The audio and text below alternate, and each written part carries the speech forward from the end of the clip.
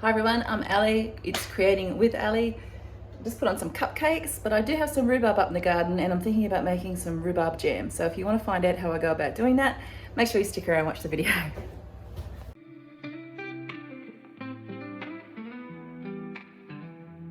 So it's just happens to be raining in Hobart again, surprise, surprise. But I've got my umbrella, major essential down here.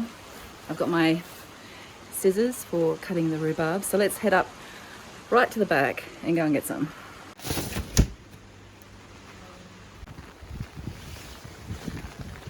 There it is. I want to get to this before the sun does, because I reckon it's just about ready to go. So let me cut some pieces off this and then we'll head back down. And that's a good amount. I won't take the leaves down with me. If you don't know, rhubarb leaves are poisonous, you can't eat them, so I'll cut them off and I'll just take the stems down. Should keep this going. Put my lids in. I'm just going to bring this up and give them a bit of a sterilisation. And I have my jars in here, so they're in hot soapy water. And what I'll do is I'll rinse them and I'll leave them in the hot water as we get closer to having to put them in the jars, because that way that the temperature of the glass is up. I've got this pot for my rhubarb, and there it is over there. And this is the next stage, is cutting it up. So I'm going to turn you around. Okay, so I've given this a good rinse under the tap, and now we want to cut it and get it ready to go. So I'm just going to cut the ends.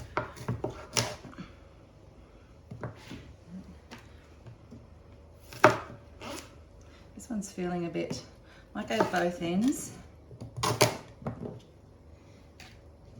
And I'm just putting it in a little container here. We have a compost just outside the door.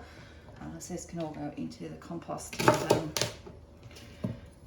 another day. So we've had this rhubarb plant up the back for a while now, and you know, the good thing about having plants at home is that if you are after something like a rhubarb jam or a rosella jam or something like that, you can grow those plants straight out of your own garden and easily make those fruits that maybe you can't, or jams, sorry, that you can't get in the shops. And I have to confess that this rhubarb plant, we didn't use it for anything last year. It was a bit of a waste. So I'm really looking forward to seeing how this jam might turn out today. Now, I have made jam before. I made some pineapple and apricot jam actually, and it was so good. It was so good with all the apricots that we had up on our tree. So I'm just going to, some of this will break down as it cooks, so I'm just going to now chop this into smaller pieces and add it into the fry saucepan. Actually, what I might do before I do that, I've got this bowl, I might pop it in this bowl and I might weigh it before I put it in. That might help me work out how much sugar. I might do equal or just a little bit less sugar when it comes time to add that into this recipe. Just watch the rhubarb juice. It does go everywhere. It's a bit like beetroot juice. It's already stained my countertop a little bit. A little bit of Ajax, tiny little bit of Ajax. Oops, hang on. There are the lids, ready to go. I normally wouldn't boil the lids. You're probably thinking that's a bit of a crazy thing to do, or you might want to ask why. They've been sitting in the kitchen outside, uncovered, and I'm just giving them an extra little bit of sterile treatment because I don't know if they're dusty or whatever. So a good wash, another bit of time in the hot water will certainly kill off any problems that be lurking around.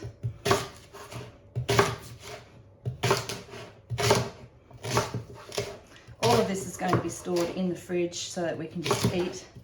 None of it's, if I was going to store it in the cupboard, then I would absolutely be putting it through the canner.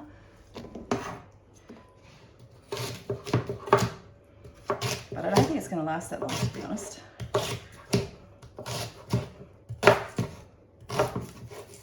Okay, so there is our rhubarb. Let's put this to the side. all cut up, ready to go. There we go, stained. I'll get that off in a little bit. All right, so we have 425 grams of rhubarb in here. So I should then add about the same, just a little bit less in sugar. So I'll just get another bowl.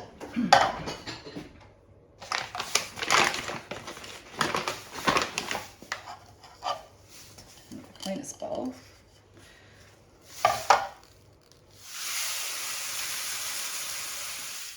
That's 113, 114.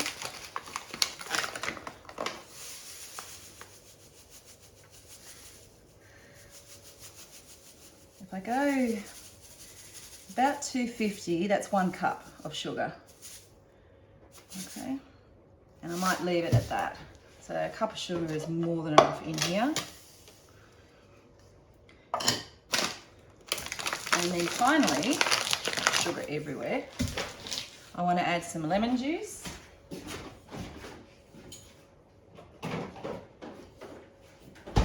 Don't judge me, it's not the real thing.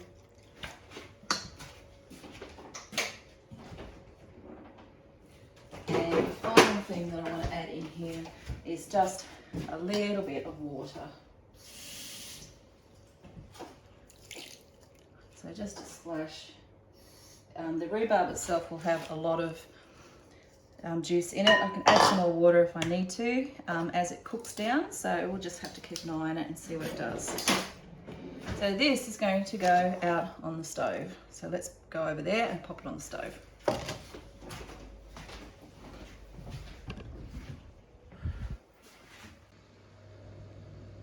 Right, I moved it down to this element because I was a little bit worried about it getting too hot with the other one, and it's simmering away nicely. So I just need to come back and check and stir this every few minutes, and we'll leave it here to do its thing. It's been about 15 minutes now.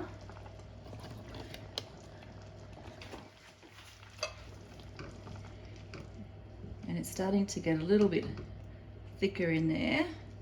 I'm going to keep it going for a little bit longer than that because I do want to get rid of some of that liquid. So we'll leave it for another 10 and see what it's doing after that. It tastes delicious, by the way, on the spoon, even though it's not ready. Okay, it has been 20 minutes. I know I said 40, but I've never made this before, so I wasn't quite sure how long it was going to be. This is nice and thick now. You see that as I'm moving the spatula through, it's leaving a nice clear pathway. So this is looking really great, and it's got lots of chunky bits in it, and I like that. I'm going to leave that. Some people, if you don't like chunky bits or yours is a bit chunky, you can use a potato masher and you can mash it down. But I actually really, really like the way that it's looking there. Now, when I had this on, I'll just show you. I mean, it was too light. It was so low, so you don't need it up really, really high. This was the lowest setting on one of my medium-sized cookers. So really, really low heat during that 20 minutes. So this is ready to go into the jars. The jars themselves I've got sitting in the oven. I'll just zoom out here. Sorry, I think you're a bit caught on a piece of the, where are we? See if we can pop you out a little bit without the camera flying away. The jars I put in on Fan Force 100, and they've been in there.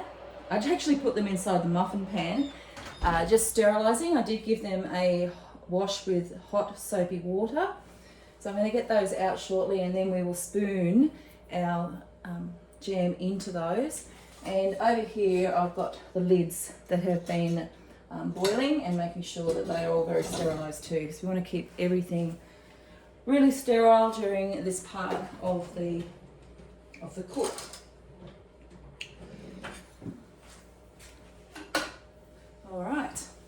time to jar up. Right, I've got everything looking very, very sterile right now, I'm hoping. I'm being very, very careful about it. So I'm just going to use this to pour into the jars, hopefully without making too much of a mess.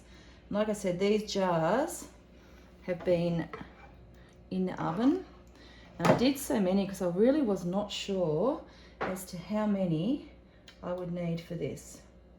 So maybe a little bit of overkill, but it's okay. So it looks like I might get about 4, I reckon. Better to have too many than not enough. I'm going to have to give that one a bit of a clean up with paper towel.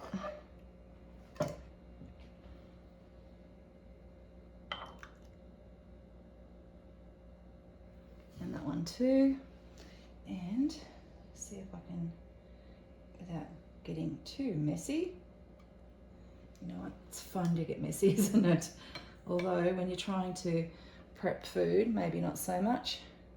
Sorry about this, guys. I just really want to get every last drop of this jam because it is absolutely delicious. All right, and I might leave that one in there. We can come back to that. So we've got about 4 jars there, and get some paper towel. That's all right, I've given it a bit of room to breathe. I really don't want to touch these because they are hot as, just come out of the oven. As long as we've got them clean at top for the lids, happy days. Now again, not going to touch these with the fingers. I'm going to try and apply these lids without too much finger intervention here.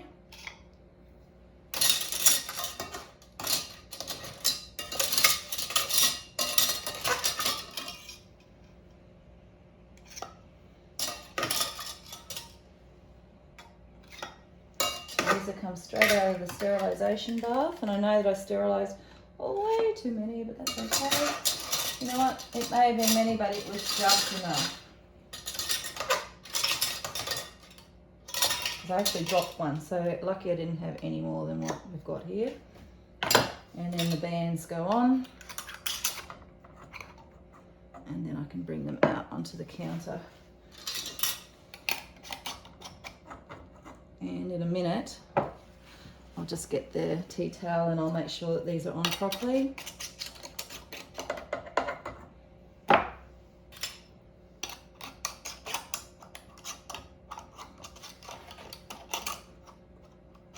Actually, I think the lid might be a bit, there we go. I think this one here needs another go. I'll get to it in a second. All right, so I'll just move this out of the way with those other ones.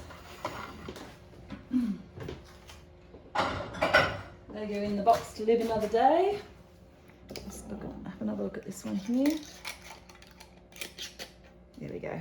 And now just holding the bottom, I'm just going to give them, I don't want to go too tight, but just tight enough. All right, just a little bit of a,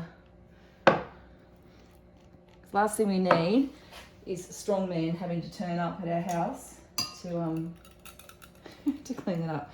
So I've got 2 bands left, I had one of these left, they can go back in the box for another day.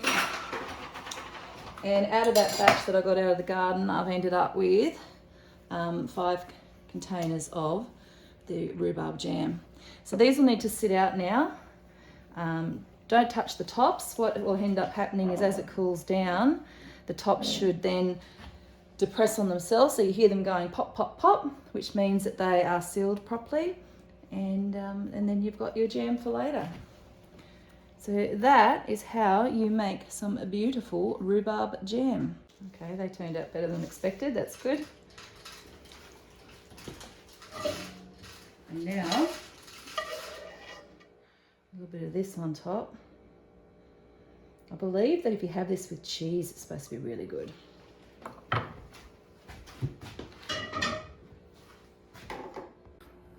Okay.